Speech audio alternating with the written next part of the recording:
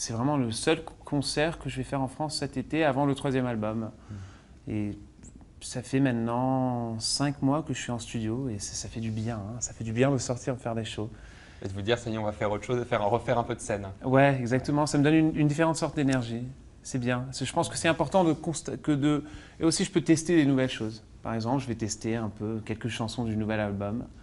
Et, euh, et aussi, en parallèle avec le nouvel album en anglais, j'ai commencé à écrire des chansons en français. C'est pas des versions des chansons anglaises, c'est complètement des chansons qui existent seulement en français. Et je vais chanter une ou deux de ces nouvelles chansons en français pour la première fois à Compiègne. J'ai un peu peur parce que c'est la première fois que je chante en français mes propres chansons. Bon, j'étais en tournée, moi, jusqu'à novembre l'année dernière, parce qu'avec le deuxième album, on a fait une tournée qui a duré 1 an et demi.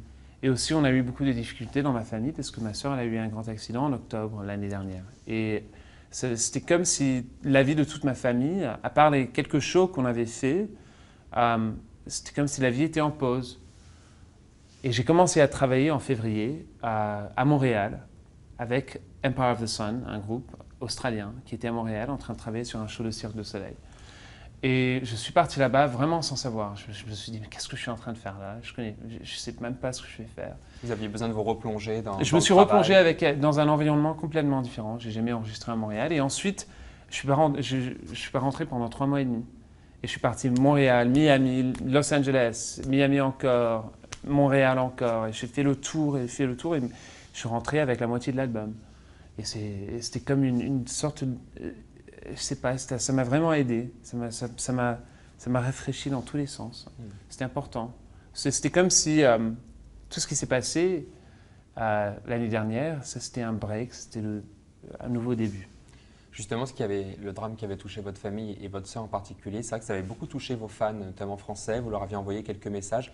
Non, c'est pas vrai en fait. Ils n'ont pas envoyé quelques messages. Elle était dans un hôpital à Londres qui s'appelait The Royal London Hospital. Elle a reçu des centaines de messages. C'était complètement incroyable. L'hôpital a été complètement choqué. Il y avait plein, et la plupart en fait, ils étaient français.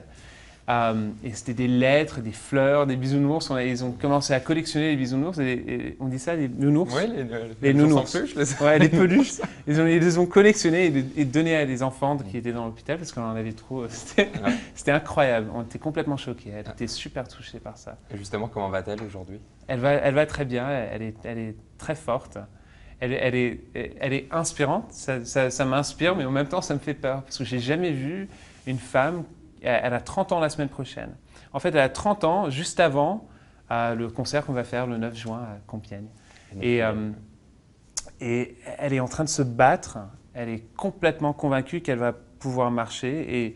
Et elle est déjà en train de montrer à tous ces spécialistes et tous ces docteurs qu'ils ont tort. Et elle est en train de prendre quelques pas. Et c'est incroyable. C'est complètement incroyable. J'ai jamais vu quelqu'un qui se bat de cette manière.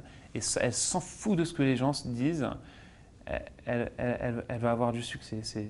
Ça fait tout ce qu'on fait dans notre vie assez banal comparé à ça.